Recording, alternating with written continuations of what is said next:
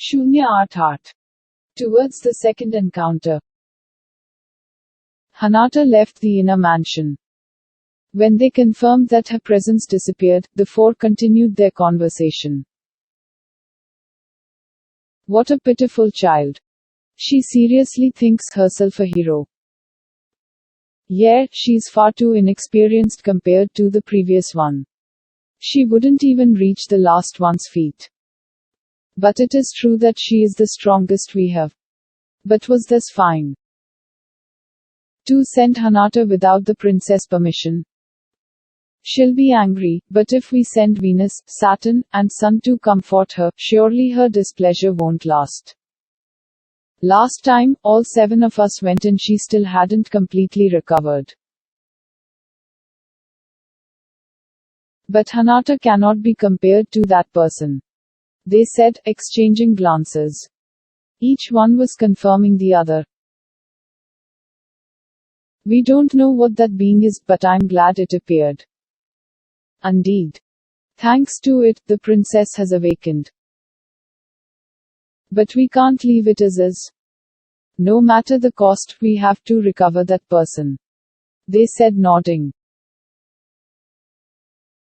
What the 7 celestial sages deemed important was the true hero. The current representative was far too inept. Though she was as much a replacement as gathering bits of salt from the table for want of a full salt shaker, she was nonetheless the strongest material they have come across for the past few years. But her heart was far too weak. Obtaining mental strength and soul that far surpasses that of normal humans. The weakness of her heart prevented her from achieving this. She's defective merchandise. And she doesn't even notice this herself. Also that her flesh has stopped growing. She stopped growing 2 years after joining the church. With her body frozen at the age of 17 due to the Spirit's blessing, she can no longer age. Even though she is loved by the spirits to such an extent, she could never get over her trauma.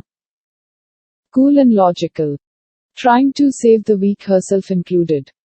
But where she lacks the most is emotion. She doesn't love people. Never being loved as a child has corrupted her heart. Receiving the love of the spirits had not awakened her. Regrettably, they could not expect a further awakening from her. So as long as she scouted the power of the new demon lord, that would be enough. Have we reached an understanding? Of course. If she wins, great. If she loses, we'll declare that she acted on her own. Right, and then we will grandly declare our recognition of the monster country Tempest. Hinata was a disposable pawn. Good if she won, disposed of if she lost. And they knew us how to avoid taking responsibility. All was done for their dearest wish. All was done for Thay, shrouded in darkness. And soon enough the sage's presence faded into darkness. Tarankan, Tarankan, Tarankan. I soon found out that Sakaguchi Hinata has set off towards my monster country Tempest. She's bringing 100 fully armed Knights Templar with her. Without doubt, she only chose the strongest knights who would not hinder her in the slightest. As expected of Hinata. She immediately noticed that half-baked soldiers would be completely worthless. But, I thought with regret, that action identifies us a naturally dangerous existence and rejects any chance for future reconciliation. Frankly, what is she aiming for in the future? If you don't seek to understand your opponent, your only option is to destroy them. But that would inevitably lead to a great war. Though modern Japanese knew how much blood has been shed in the name of God. In the end, Hinata and the church are moving by forcing their ideals onto others. Such actions completely disregard what the other party believes or has to say. I do not believe any justice can be found in these acts. Does Hinata not understand that? I did realize she was a person who disregards what others have to say. If the enemy is a monster, there's no need to listen.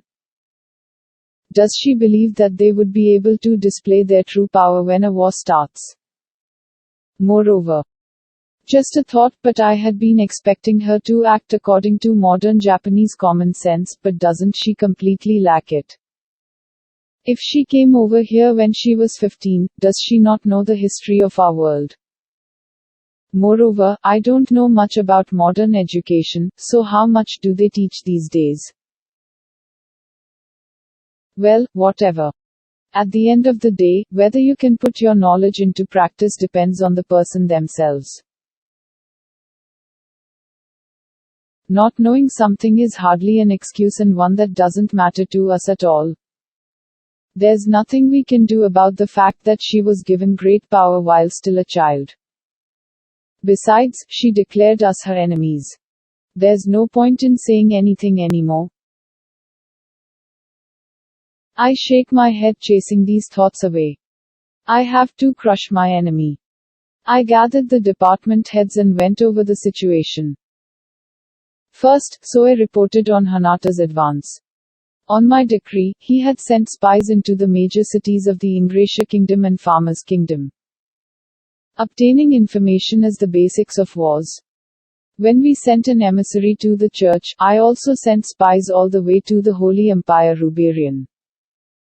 But to my surprise, a squad of knights suddenly transferred and departed from Ingratiate Kingdom's Western Saints Church headquarters.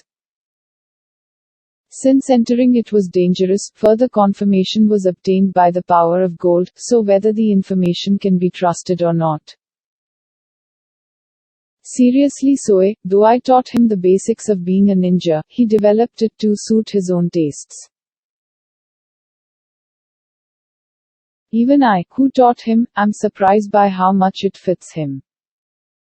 Well, in reality, the most important points were taught by Fuse.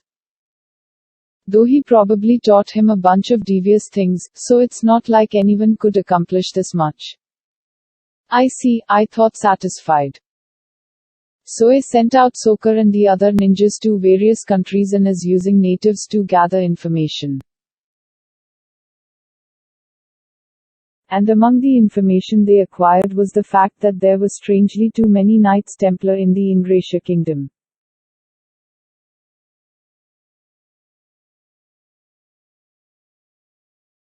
What is strange about it is the speed at which people move to Ingratiate Kingdom from the Holy Empire Ruberian. No matter how many roads they make or how safe they are, they move far too quickly. And more people enter the church than leave. In the end, over the course of 3 days, 100 Templars had set off.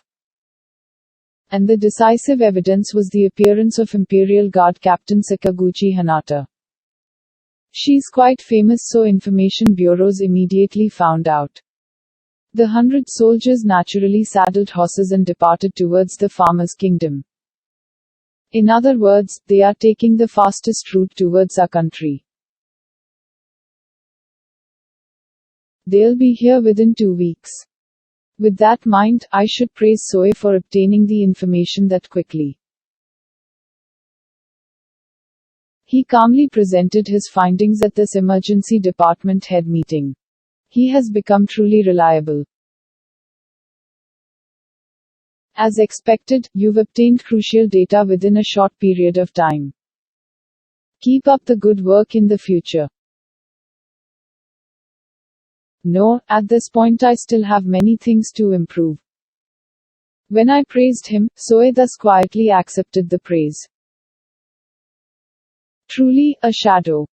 His beautiful face is completely expressionless. Now then, using the acquired information we can come up with a plan. Though we have not been able to confirm that her party is in fact composed of Templars, I decided to proceed with that in mind. In that case, they are an army of 100 A-ranked individuals. Led by Hanata. Unlike the previous 15,000 army, the current one is overwhelmingly more hazardous. I am not planning on going out alone this time. Not planning on a suicide, you see. So what should we do? I asked the department heads for their opinion. How about we cut them all down? I won't say who said it, but let's just say that this person is an idiot. Completely ignoring whether we can or cannot do it, she only mentioned the outcome. That's why she wished for such a useless unique skill. Fight them all head on? If we do that, there will certainly be casualties. Yup. Benimaru seems to have abandoned prideful thoughts. He seriously considers abilities and can accurately judge our fighting strength. Well, he often trains with Akuru, so this is the evidence of his growth. I always say that we should leave it to our general, but maybe that's actually a good idea. How about we use my Hiryu division to attack them from the sky? That might be a good idea, but they are Templars. Each must be a ranked at least. Even if we attack from above, we won't be able to pierce through their barrier. We might be able to stop them that way, but surely Gerudo would do better at that. As you say, my division is numerous. And if we just need to stop them, they won't be able to harm us all that much. That's how the conversation proceeded. Casualties, huh. Just when everyone was safe and sound. I won't stand to see my friends die. But our enemy is Hinata, and she's dangerous. When we last fought, I was able to run away my goal, but if we fought to the death, I would have certainly died. Moreover, she didn't go all out. Presently, only I can oppose her. I can't imagine myself losing, but I don't know how things will go if the knights will fight along with her. Moreover, the knights pose a different problem. How should we treat them? Should we slaughter them all or let them go? They are humanity's guardians blessed by the spirits. I can't ignore the casualties created by monsters in this world. And protecting the villages and cities is the duty of these knights. They prevent further casualties.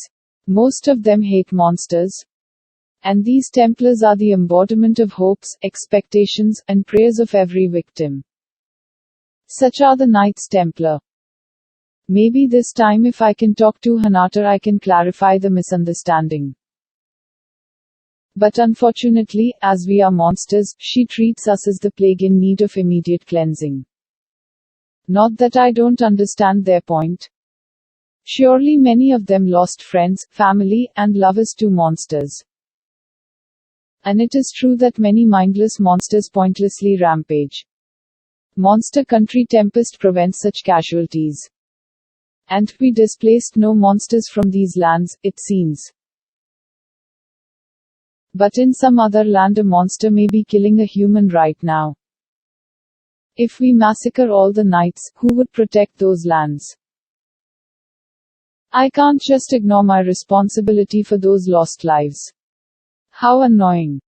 It's all because Hinata doesn't listen. That being said, there's no way to make them trust us or to avoid battle. Nor are they an opponent we can fight while holding back. They are anti-monster experts. If we underestimate them, we will be killed. If we win with overwhelming strength, maybe we could convince them of our good intentions. This sucks. Anyways, I want to win without producing a single casualty. In that case, a personal duel. If I defeat Hinata, the knight's will break. What a pain. Without knowing her true strength, I cannot expect things to go according to plan. Alright, I decided.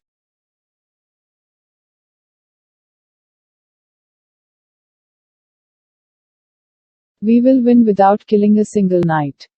But that's as long none of us fall in battle. Which is why, first, the yellow numbers led by Gerudo will form a defensive line around Tempest. Do not permit a single knight to enter our city. Benimaru, leading the green numbers, crimson, and yellow numbers will be stationed inside. Support whichever section is engaged in combat. Listen up, Gerudo's group is our primary line of defense. If the enemy reaches it, annihilate them. Shuns Yomaeri. Gabbles Hiryu. And Kobota and his goblin riders are our main force this time. Yomaeri will engage in battle directly. Even if they can't win, they are immortal, so they will slow them down. Next, Kobota and the goblin riders will support Yomaeri. Engage in a hit-and-run tactic to disturb their movements. Don't allow them to trap you in, so focus on mobility. Last, Hiryu will engage from the skies.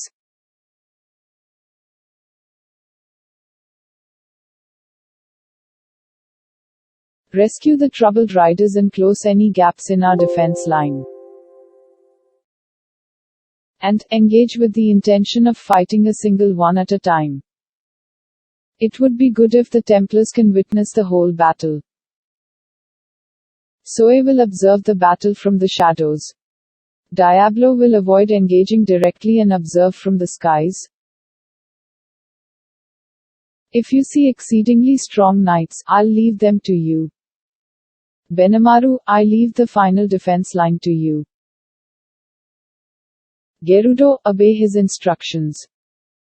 Also, should the enemy prove far stronger than expected and our chances of victory next to none, Benamaru, immediately begin the retreat. Escape to Hayok settlements. If I fall, Veldra will face Hinata. That is all. I decided on what could hardly be called a strategy. In a 1 in a million chance that they invade our city, Benamaru's and Gerudo's will protect it. I made the plan while considering all of their propositions. I closed my eyes and ran a few battle simulations. Frankly, Wisdom King Raphael believes this to be the course of action that produces the fewest casualties. Actually, Raphael doesn't doubt my victory at all. This whole plan collapses if I have a hard time fighting her or lose. Is Raphael okay? I think this every time, but isn't Raphael an exceedingly confident individual? If anything, Raphael trusts me too deeply. Well, the Wisdom King trusts my strength. Which I don't trust, hence our greatest difference. Whatever. I look at the department heads hither assembled. They are all looking at me. And in other words, we decapitate all of them, right? Just kidding. In other words, we're fighting without killing any of them and without losing a single one of us. In the meantime, Rimuru-sama will bring us their general's head. Seems like they got it. For a second there I wondered if they're all ailed in the head. But if Shion understood, then everyone else did too. I'll punch the sleeping Gobota later, so that'll also be fine. Now then, just so that everyone understands, I will say it again. If the enemy is stronger than I expected, if the battle goes poorly, escape. I leave that decision to Diablo and Benamaru. Also, don't forget to share information via the Thought Network. I hope we can all weather the storm safely. That is all. Your will be done. Vismayadibodhak Chinha. Vismayadibodhak Chinha. They all consented. Now, we await battle. In order to assure my victory, I've set some devices up. These devices are nothing major. Me aside, the department heads will have a hard time if the enemy sets up a holy barrier. On a 1 in a million chance the knights erect the holy barrier, we will lose. These devices prevent the barrier from working. They were devised thanks to Raphael's analysis. The simplest such device would purify magical energy using spirits. But, you need a lot of spirit power for that. And spirits of right affinity are rare. Furthermore, you would need 4 such high-level spirits.